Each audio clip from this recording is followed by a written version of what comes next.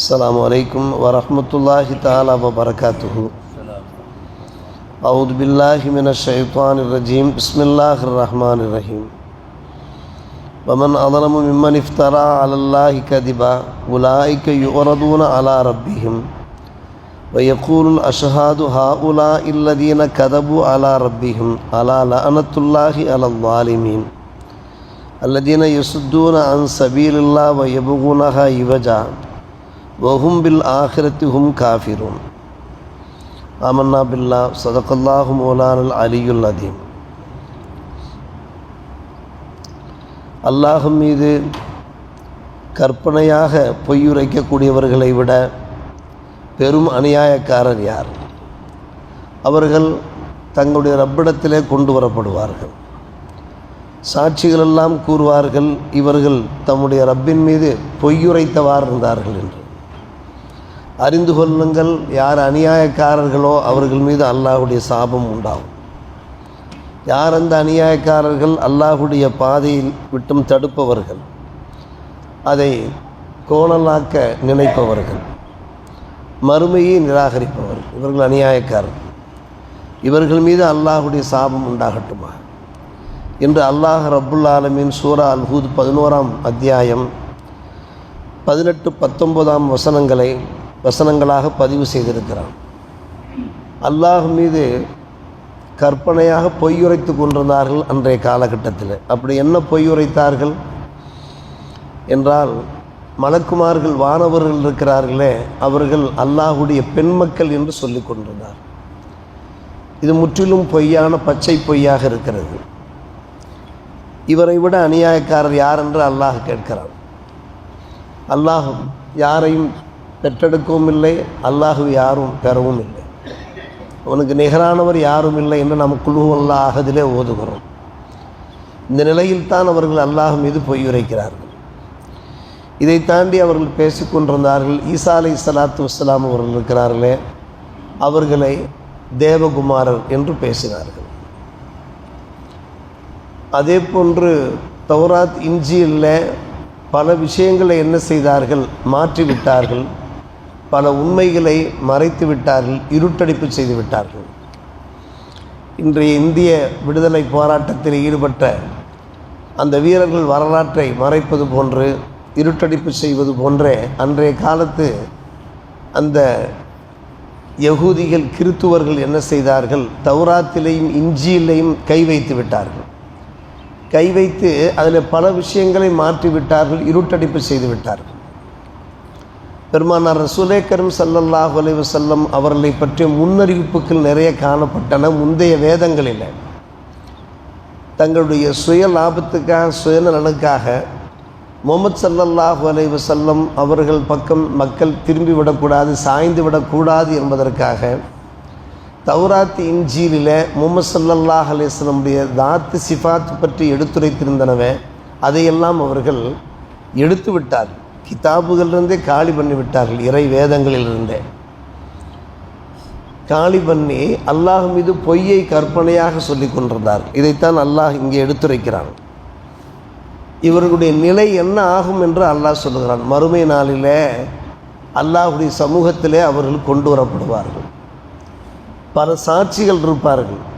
இவர்கள் அல்லாஹ் மீது பொய் சொன்னார்கள், நிறைய தில்லுமுள்ளு பண்ணினார்கள், உலகத்தில் வாழ்கின்ற போது நிறைய தில்லுமுள்ளு பண்ணினார்கள் என்பதை சாட்சியமாக எடுத்து சொல்ல பலரும் இருப்பார்கள். அவர்களை கிராமன் காத்திபின் இருப்பார்கள். நம்மோடு கிராமன் காத்திபின் என்கின்ற மலக்குமார்கள் படைக்கப்பட்டிருக்கிறார். அவர்கள் நாம் செய்கின்ற நல்ல அமல்களெல்லாம் பதிவு செய்வார்கள். பதிவேட்டில் செயலேடு பதிவேடு என்பார்கள். அந்த செயலேட்டில் பதிவு செய்வார்கள். அந்த கிராமன் காத்திபேனைத்தான் அல்லாஹ் இங்கே அஷ்ஹாது என்று சொல்லுகிறான். அதல்லாமல் இறை தூதர்கள் அவர்களும் சாட்சி சொல்வார்கள். இவர்கள் உண்மைக்கு புறம்பாக அல்லாஹ் மீது பொய்யுரைத்தார் என்று இறை தூதர்கள் சாட்சி சொல்வார்கள். அந்த பதிவேடு இருக்கிறது, அந்த பதிவேடு சாட்சி சொல்லும். அந்த பதிவேட்டை அடிப்படையாக வைத்து மலக்குமார்கள் சாட்சி சொல்வார்கள். நிறைய சாட்சிகள் வந்து அங்கே குவிந்து விடுவார்கள். இவர்களெல்லாம் அங்கே அவர்களை பற்றி தோலுறுத்தி காண்பிப்பார்கள், அல்லாஹ் மீது பொய்யாக புனைந்து பேசியவர்கள் என்று. இது அவர்களுக்கானது மட்டுமல்ல, நாமும் ஏதோ தப்புக்கள் பாவங்கள் செய்திருந்தோம் என்றால், தொடர்ந்து பிடிவாதமாக அந்த பாவங்கள் தப்புக்களில் ஈடுபட்டோம் என்றால் நமக்கு எதிரான சாட்சிகளும் அங்கே உருவாகுவார்கள். குர்ஆனிலே சூரா யாசின்ல அல்லாஹ் பேசுகிறான், அல் யௌம நக்திமு அலா அஃப்வாஹிம் வ துகல்லிமுனா ஐதீஹிம் வ தஷஹது அர்ஜுலுஹும் பிமா கானூ யக்ஸிபூன் என்று சொல்கிறான். அன்று நாளிலே நாம் மனிதர்களுடைய வாய்களிலே முத்திரையிட்டு விடுவோம். வாய்கள் பேச மாட்டார், வாய்கள் பேச மாட்டார். ஒத்து கல்லிமுனா ஐதீகம், கரங்கள் பேசும். நம்முடைய கரங்கள் என்ன தப்புக்கள் செய்தனவோ கரங்கள் பேசும். கரங்களுக்கு பேசுகின்ற சக்தியை அல்லாஹ் கொடுத்து விடுவான். சூரா யாசின்லே அல்லாஹ் சொல்கிறான், தஷஹது அர்ஜுலுஹும் பிமா கானூ யக்ஸிபூன். இந்த மனிதர்கள் எதை சம்பாதித்தார்களோ, உலகத்தில் வாழ்கின்ற போது என்னென்ன அநியாயங்கள் தப்பு தாண்டவங்களில் ஈடுபட்டார்களோ அவற்றையும் கால்களும் என்ன செய்யும், சாட்சியமாக எடுத்துரைக்கும். அர்ஜுல் என்றால் கால், ஐதி என்றால் கை. கைகள் பேசும், கால்கள் சாட்சி உரைக்கும். அல்லாஹ் பாதுகாக்க வேண்டும். இந்த உலகத்திலே நாம் நன்மை செய்யக்கூடியவர்களாக இருக்க வேண்டும். இவைகளெல்லாம் நமக்கு எதிரான சாட்சிகளாக மறுமை நாளில் ஆகிவிடக்கூடாது. காரணம், நாம் நினைத்து கொண்டிருப்போம் நம்முடைய பாவங்களை யார் பார்க்கிறார், நாம் செய்கின்ற குற்றங்களை யார் பார்க்கிறார் என்று நாம் நினைத்து கொண்டிருக்கக்கூடாது. எல்லாமே பதிவாகி கொண்டிருக்கிறது. அதே போன்றுதான் இந்த குஃபார்களும் யகூதிகளும் நசாராக்களும் இறைவன் மீது இணை வைக்கின்ற அந்த முஷ்ரிக்கீன்களும் அல்லாஹுக்கு எதிராக என்னென்ன கற்பனையாக பொய்யாக புனைந்துரைத்தார்களோ எல்லாம் அங்கே மண்டவாளம் தண்டவாளத்திலே ஏறிவிடும் என்று சொல்வார்கள் அல்லவா, எல்லாம் மக்கள் மண்டத்திலே வைத்து எடுத்துரைக்கப்பட்டுவிடும். அதைத்தான் அல்லாஹ் சொல்கிறான், உலாயிக்க யுரதூன அலா ரப்பீம், ரப்பிடத்தில் அவர்கள் கொண்டு வரப்படுவார்கள் என்று அல்லாஹ் சொல்லுகிறான். சொல்லி அவர்களுக்கான அந்த தண்டனைகள் வழங்கப்பட்டுவிடும். இப்படியெல்லாம் நீங்கள் பொய் பேசினீர்களே என்று. ஆனால் அன்பு சகோதரர்களே, உண்மை மூமின்களாக நாம் வாழ வேண்டும். ஒரு முக்கியமான ஹதீஸ் இந்த ஆயத்தினுடைய தப்சீரிலே குறிப்பிட்டிருக்கிறார்கள். உண்மை மூமின்களாக நாம் வாழ்கிற போது தெரிந்தோ தெரியாமலோ சில தவறுகள் செய்திருப்போம்.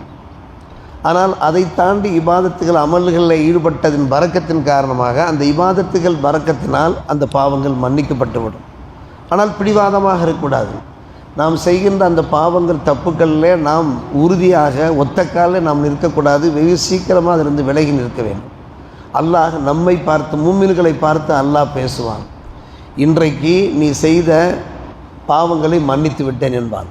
நம்மை பார்த்து அல்லாஹ் பேசுவான், என்னப்பா நீ உலகத்தில் வாழ்கின்ற போது சில தவறுகளை செய்தாய், உலகத்தில் வாழ்கிற போது அந்த தவறுகளை நான் மறைத்து விட்டேன், மக்களுக்கு தெரியாதவாறு மறைத்து விட்டேன். எத்தனையோ பேர் எத்தனையோ தவறுகளை மறைமுகமாக செய்கிறார்கள், இரகசியமாக செய்கிறார்கள். மக்கள் பார்வைக்கு தெரியாது இருக்கலாம், ஆனால் இறைவனுடைய பார்வையிலிருந்து தப்ப முடியுமா? சற்று யோசித்து பாருங்கள். அதைத்தான் அல்லாஹ் சொல்லுகிறான், நீ உலகிலே வாழ்கிற போது சில பாவங்கள் செய்தாய், குற்றங்கள் புரிந்தாய், சில வரம்பு மீறல்களில் நீ ஈடுபட்டாய், நான் மறைத்தேன். மறைத்த நான் இப்போது நான் மன்னிக்கின்றேன் என்று மூமின்களை பார்த்து சொல்வான். காரணம், அந்த தவறுகளிலே அவர்கள் தொடர்ந்து நிலையாக இருக்கவில்லை. அந்த தவறுகளிலிருந்து அவர்கள் வெளியேறிவிட்டார்கள். வெளியேறிவிட்டதோடு வேறு சில நல்ல அமல் இபாதத்துகளில் ஈடுபட்டார்கள். அதன் காரணமாக அல்லாஹ் இந்த உலகத்தில் நம்முடைய அந்த குறைகளை மறைத்ததோடு நில்லாமல் மறுமையில் மன்னிக்கவும் செய்கிறார். இது மூமின்களுக்கு கிடைக்கிற பாக்கியம். இந்த பாக்கியம் நமக்கு கிடைக்க வேண்டும். ஆனால் மூமின்கள் அல்லாதோர் இருக்கிறார்களே, இப்படி அல்லாஹ் மீதே அபாண்டமாக பேசக்கூடியவர்கள், மலக்குமார்கள், அல்லாஹ்வுடைய பெண்மக்கள் என்று பேசக்கூடியவர்கள், ஈசா அலைஹிஸ்ஸலாம் அவர்களுடைய தேவகுமாரன் என்று பேசக்கூடியவர்கள், உஸைர் அலைஹிஸ்ஸலாத்து வஸ்ஸலாம் அவர்களையும் அல்லாஹ்வுடைய புதல்வர் என்று பேசக்கூடியவர்கள், தௌராத் இன்ஜீலில் அல்லாஹ் எடுத்துரைக்காத விஷயங்கள் எல்லாம் இவர்கள் பதிவு செய்து எடுத்துரைத்த விஷயம் எல்லாம் மறைத்தவர்கள், இவர்களுக்கு எதிராக அங்கே சாட்சிகள் பேச ஆரம்பித்து விடுவார்கள் என்று அல்லாஹ் இங்கே எச்சரிக்கை செய்கிறான். இவர்கள் அத்தோடு இல்லாமல் அல்லாஹ்வுடைய பாதையில் வரவிடாமல் தடுத்து கொண்டிருந்தார்கள். மட்டுமல்லாமல் கோணலான பாதையே தேடிக்கொண்டு போனார்கள். இவஜா என்றால் கோணல். ஒகும்பில் ஆகிரத்தும் காஃபிரும், மறுமையையும் அந்த நம்பிக்கை இழந்தவர்களாக இருந்தார்கள் என்று அல்லாஹ் சொல்லுகிறானே. இந்த ஆயத்து மிகவும் படிப்பினைக்குரிய ஒரு விஷயம். நாம் இந்த லிஸ்டிலே சேர்ந்து விடக்கூடாது. நாம் என்றைக்கும் அல்லாஹ்வுடைய பாதையிலே மக்களை அழைத்தவாறு இருக்க வேண்டும். கோணலான பாதையை தேடாமல் எது நேரான பாதையோ சரியான பாதையோ அந்த நேரான சரியான பாதையில் நாம் சென்று கொண்டிருந்தோம் என்றால் இத்தகைய அவலத்திற்கு, இத்தகைய இழிச்சொல்லுக்கு, இத்தகைய கேவலத்திற்கு நாம் ஆளாக வேண்டிய நிலை உண்டாகாது. அல்லாஹ் நம்மையும் நம்முடைய சமுதாயத்தையும் பாதுகாப்பானாக. வாஹிர் தாவானா அல்ஹம்துலில்லாஹி ரப்பில் ஆலமீன்.